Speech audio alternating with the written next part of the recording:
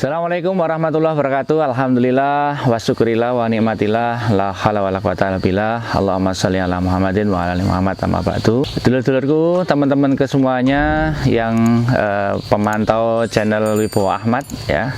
Alhamdulillah pagi hari ini saya berada di Semin, tepatnya di Widoro ya, Gunung Kidul. Ini saya bersama Bapak Kismo yang juga kebetulan adalah bapak kandung saya, dan beliau ini adalah pelaku sejarah pengembangan domba Texel atau Dombos Wonosobo, karena dulu beliau pernah sebagai staf di Dinas Peternakan Kabupaten Wonosobo. Sebelum kita flashback ke belakang, maka hari ini kita akan lihat dulu bahwa bulu domba Wonosobo ini ternyata sudah bisa menjadi lembaran kain ya. Ini selendang dari bulu domba. Kemudian kita buat kain dengan konsep motif itu juga sudah bisa, alhamdulillah. Kemudian peci yang saya pakai ini juga dari bulu domba.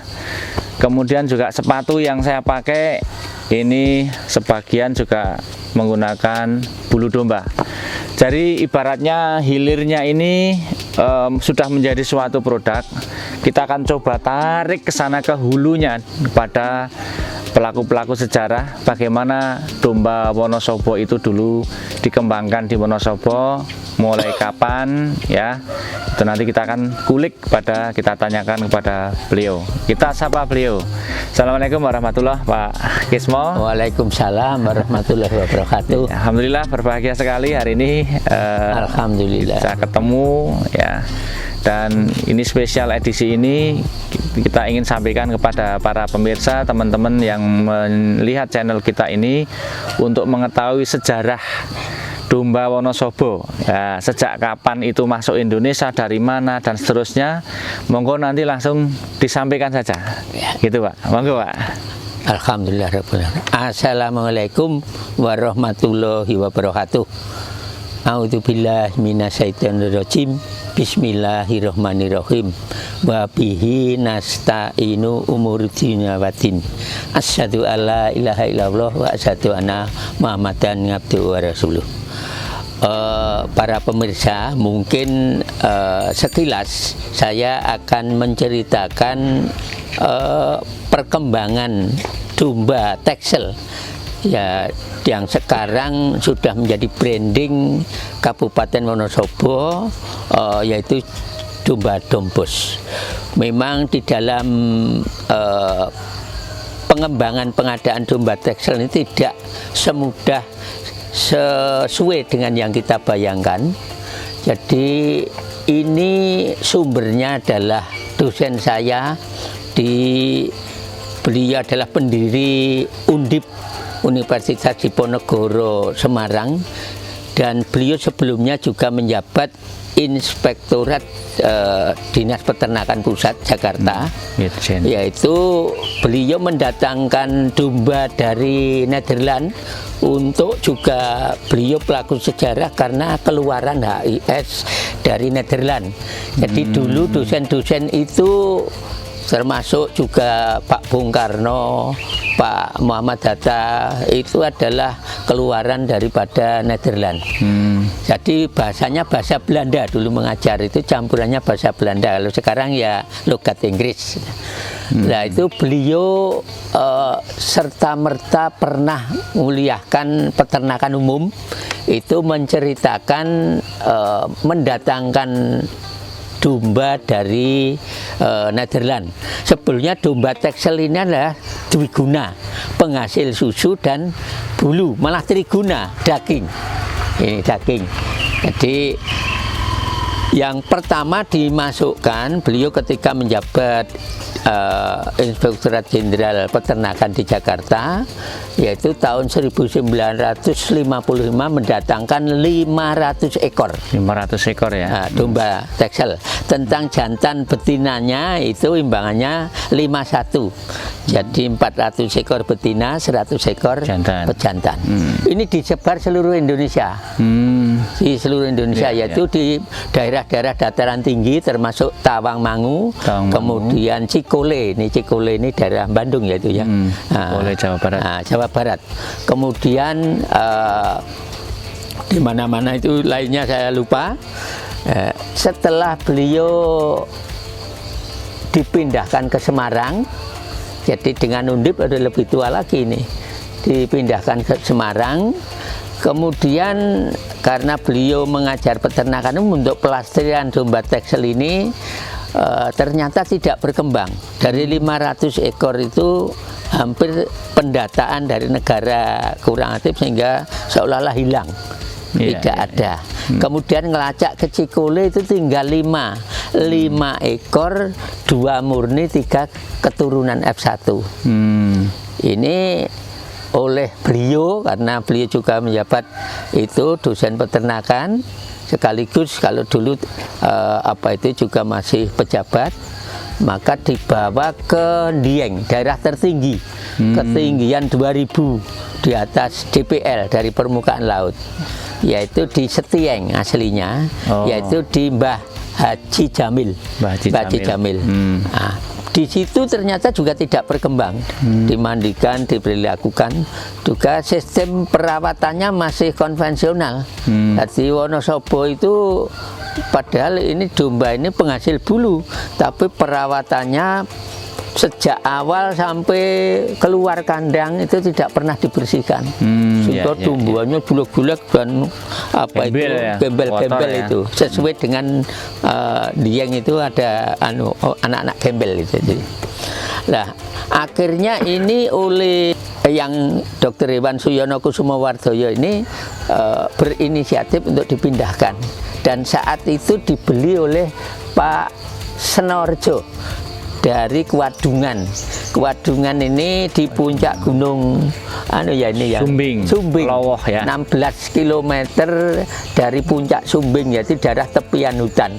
Jadi dari Setieng itu di daerah Pegunungan Perahu ya, dari sebelah utara Dieng dipindah ke Sumbing, lereng Sumbing ya, Pak ya. Oke.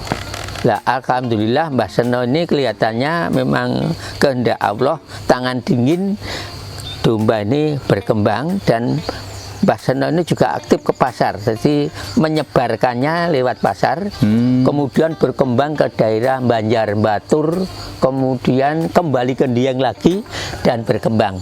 Dan ini tidak didata, mulai didata yaitu setelah Dinas Peternakan dijabat oleh Insinyur Harwito, dan saya tadinya 12 tahun menjadi guru SPMA jurusan peternakan di Klaten. Di sana saya diajak rembukan untuk apa kira-kira event yang menarik yang tidak diperhatikan orang. Jadi memang biasanya kita memperhatikan yang tidak diperhatikan. Nah, ini ternyata untuk melestarikan plasma nutfah itu ada keturunan domba-domba Texel ini, satu-satunya kita punya domba Texel ini. Nah, ini ya, dari Insinyur Harwito, kemudian membentuk tim pembina kabupaten dan mulai didata. Ternyata justru secara pendataan diam-diam Wonosobo populasinya sudah di atas ratusan itu. Ratusan ribu? Ratusan ekor baru. Ratusan ekor ya? Dari yang hanya 5 itu sudah jadi ratusan? Sudah jadi ratusan, tetapi sudah yang murni sudah tidak ada keturunan. Yang mendekati murni hanya punya Mbah Senorjo ini dengan bobot 100 kilogram beratnya yang jantan, yang betina bobotnya waktu itu kita timbang untuk 75 kilo. Nah, inilah yang untuk branding bibit pertama kali Mbah Senojoyo. Dan kita lanjutkan dengan adanya suatu lomba-lomba di alun-alun itu sebetulnya untuk mencari melacak domba ini.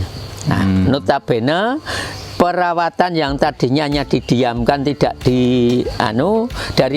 tidak dimandikan, tidak dipanggung secara oproan kalau di Wonosobo, mulai kita hirupkan dengan kepada masyarakat yang waktu itu saya kepala subsi penyuluhan, yaitu mengadakan penyuluhan pemotongan kuku, pemandian, kemudian kita lombakan tiap tahun yang dibiayai oleh Pemda Kabupaten Wonosobo. Yang pada saat itu bupatinya Bapak Pujiarjo, dilanjutkan Bapak Sumadi dan berhasil memindah suatu lomba ke alun-alun bertahap. Nah, setelah investor-investor dari luar pun berdatangan, dan kemudian dari pusat itu dari IPB ya, IPB. Yeah. Pada saat itu Insinyur Hud dan Bu Wahyuni membawa alat dan mengadakan pelatihan di BLK Wonosobo, alat pemroses bulu domba. Itu tahun berapa, Pak? Nah, ini kira-kira ya tahunnya 90-an 91 itu mulai ada, ya? 91 92 sejalan dengan proyek pusat RAMI itu. Sejalan itu. Ya, 91 tadi. Tapi kita bantukan ke kelompok-kelompok. Yang mendapat kelompok itu adalah Desa Kreo, ya, Serang, yang Pak Lurahnya Pak Trianto, kemudian Desa Butuh, Pak Bau Ngerco ya? Ngerco itu, Butuh Ngerco, itu semuanya dapat. Tapi apapun karena memang belum berjalan. Belum berjalan. 91. Nah, ini memang goal impian dari dinas pada saat itu, bulu domba ini diolah menjadi apa itu belum terwujud.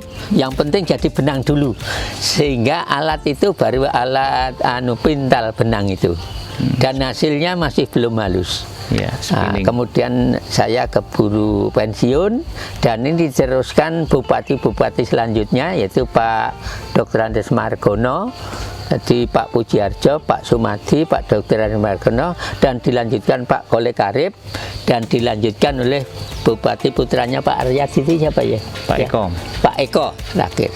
Nah, saya sudah masuk pensiun, saya juga bangga sekali ternyata dilanjutkan oleh anak saya selaku penerus daripada pembinaan yang kolaborasi bekerja sama dengan Dinas Peternakan, dan dulu juga sudah bekerja sama dengan Dikranas pada waktu Bu Pujiarjo itu. Ini perjalanan domba itu. Dan setelah saya hampir pensiun, pendataan domba ini, populasi domba Wonosobo itu sudah mencapai ratusan ya, hampir sudah ribuan itu, dan populasi total campuran itu 111.000. Populasi tertinggi di Jawa Tengah, populasi dombanya. Tetapi ini campuran sudah. Ya. Tetapi maka ini terus brandingnya ke Dombos, domba Wonosobo, karena include ini memang F1 campuran daripada, ya ada Dormir, ada campur dengan Merino, campur dengan Sulpas, campuran, hingga menjadi suatu plasma nupah ini Dombos. Saya kira tepat sekali. Tahun berapa Pak yang mulai dinyatakan Dombos itu? Dombos pada saat bupatinya Kolek Arif. Nah, jadi ancang-ancang dari Pak Margono sudah Dombos, tapi belum Pak Kolek Arif ini. Jadi Pak Kolek Arif, coba nanti masa kerja Pak Kolek Arif itu Bupati Wonosobo tahun berapa saya lupa itu. Bapak agak lupa ya. Kelihatannya 2000-an, 2000 sampai 2006 karena saya. Itu masanya Pak SBY itu. Ya Pak SBY. Jadi sumber daya genetik Dombos itu merupakan silangan domba Texel dengan domba ekor tipis kan gitu. Kemudian ekor tipis, melahirkan satu strain baru yang punya ciri khas. Misalnya mukanya moncong kayak unta, perutnya bersih dari bulu, ekornya pendek gitu kan, terus dengan dagingnya enak, apa itu, dadanya melengkung. Kalau yang karakul kan agak gepeng gitu. Nah, ini membulat, jadi cenderung Mungkin bisa diceritakan sedikit Pak, ciri khas yang asli dari Dombos itu seperti apa ya, gitu? Ciri-ciri yang asli Texel mendekat Dombos yaitu memang mencirinya ini seperti unta. Kemudian kakinya pendek karena ini ada dadanya melengkung, ekor tipis, ekor tipis. Kecil ya, nggak boleh panjang ya? Tidak boleh, jadi malah ekornya kecil tipis itu. Nah ini, dan ini karakternya mudah sekali gemuk. Mudah sekali gemuk ya? Karena ini aslinya jenis diguna juga daging juga susu, aslinya ke arah dagingnya. Ternyata ini sekarang Anda sudah menemukan bermanfaat multiguna. Bulunya berguna untuk kerajinan, untuk aksesoris dan lain sebagainya. Malah untuk pakaian ini sudah ada motif. Ini saya kira luar biasa ini hasil karya anak muda ini. Salut. Yang ini menjadi impian waktu akan Dombos ini, Texel ini dimasukkan Indonesia ke sana karena ini penghasil wool di Nederland itu. Karena daerah dingin ya ini. Jadi saya kira sudah mendekati akan tercapai, dan ini saat COVID-19 adalah saat yang paling bagus untuk pemberdayaan ekonomi di bawah rata-rata untuk mengentaskan kemiskinan. Ini tepat sekali karena tidak ada di sana itu tiap rumah yang tidak ada domba, mesti ada domba. Mesti ada domba di rumah-rumah, mesti ada domba. Jadi ini komoditas strategis untuk pemberdayaan rakyat di bawah rata-rata untuk mengentaskan kemiskinan. Jadi notabene domba ini identik dengan warga miskin. Ya kira itu. Sehingga dengan komoditas ini, peluang inilah insya Allah semoga Wonosobo menjadi daerah yang terangkat peternaknya, tidak ada yang tidak laku, pupuknya bisa dijual, dagingnya bisa dijual, cempenya bisa dijual, bulunya bisa dijual, dan dulu susunya bisa diminum, dijual juga. Oke, Pak. Saya kira itu. Terima kasih Pak. Mungkin terakhir nih closing statementnya Pak. Mungkin harapan atau saran untuk teman-teman yang mungkin lebih banyak berkecimpung langsung di dunia peternakan khususnya Dombos ini apa harapannya atau mungkin motivasi untuk teman-teman lah Pak. Monggo silakan untuk closingnya. Iya, saya kira ini karena sudah dibuka pintu perdagangan bebas dan liberalis serta perang ngirit-ngiritan, pengembangan domba di Indonesia umumnya dan khusus di Wonosobo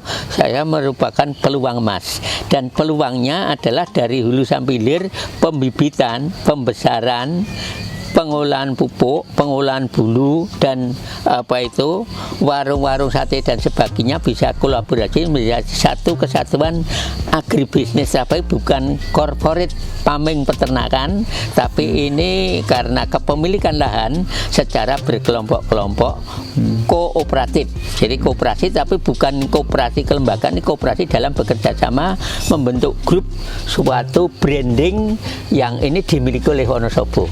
Saya kira ini, dan ini tentunya kiprahnya kawula muda termasuk anak Mas Bowo yang sudah memprakarsai ini lanjutkan dan bekerja samalah dengan pemerintahan dan di Keranas untuk event-event pasar dan sebagainya untuk memperluas pasar, sistem pasar.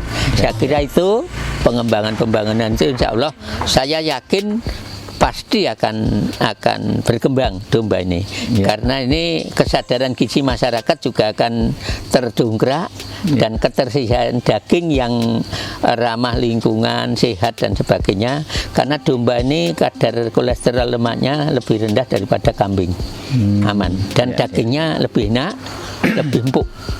Kira itu. Terima kasih dulur-dulur semuanya, teman-teman semuanya, luar biasa sekali. Kita seperti flashback gitu diajak tempo dulu bagaimana domba Wonosobo ini dikembangkan di Wonosobo, susahnya ya, betapa susahnya dan seterusnya sampai kemudian domba ini menjadi punya SGD, menjadi SDG, sumber daya genetik yang diakui oleh pemerintah pada itu zamannya presidennya Pak SBY. Dan hari ini terus luar biasa. Oleh karena itu mari kita lestarikan Dombos ini, ya. Kita semangat tidak hanya dari ininya tidak hanya dagingnya saja, tapi sampai ke bagaimana produk bulunya nanti kemudian mempunyai social impact yang luar biasa di masyarakat kita untuk mengentaskan kemiskinan. Tadi keluhnya seperti itu. Terima kasih Pak Kesmo atas bincang-bincangnya di kesempatan ini di pagi hari ini. Dan ini cukup memotivasi kami, kemudian mengingatkan kami akan sejarah perjuangan dalam pengembangan Dombo Wonosobo. Baik, terima kasih teman-teman semuanya. Jangan lupa like, subscribe, and share.